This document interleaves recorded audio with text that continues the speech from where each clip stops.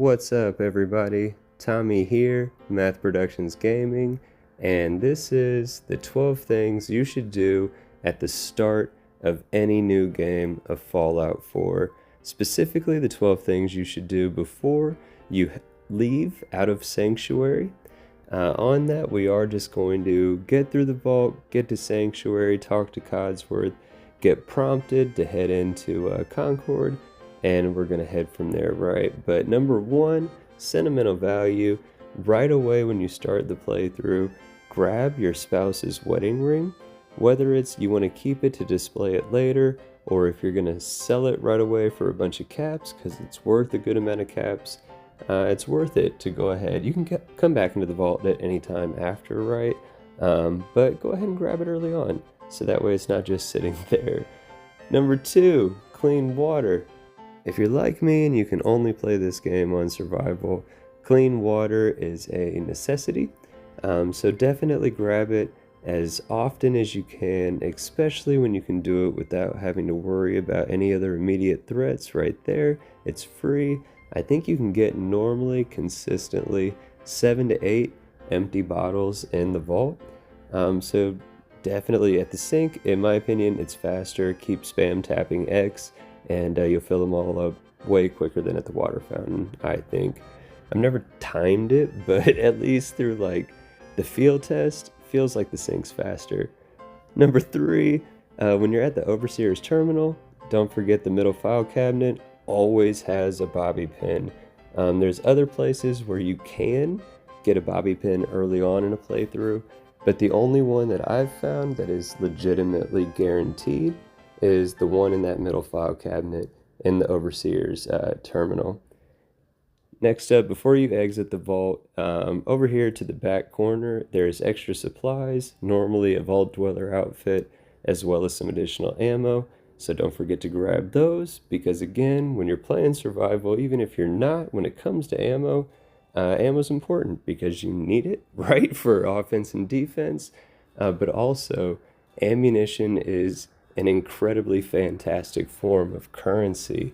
Don't overlook the idea of constantly picking up and exchanging bullets for caps. It is lucrative in my experience, right?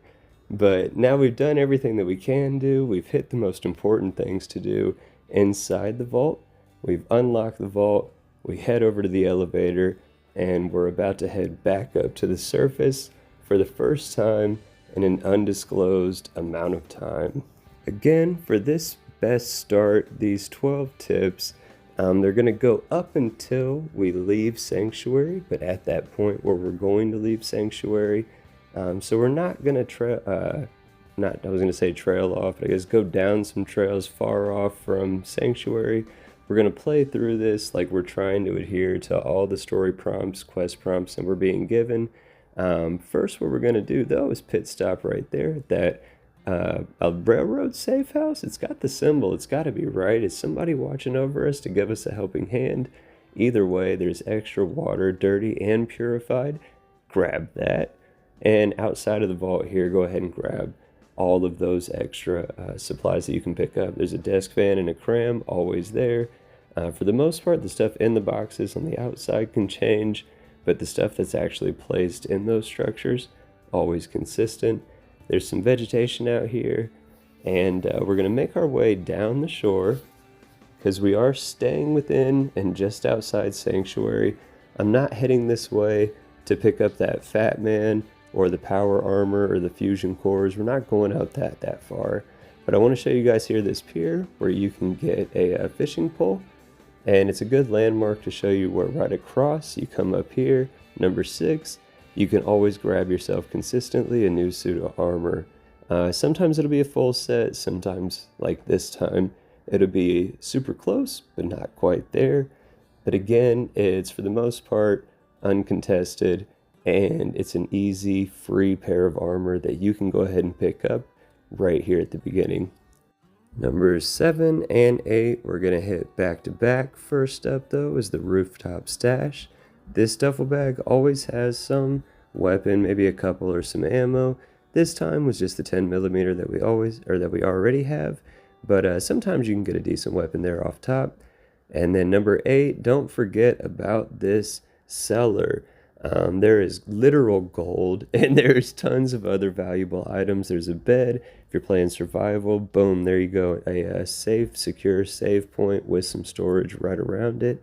Don't sleep on that cellar. You should sleep in that cellar, right?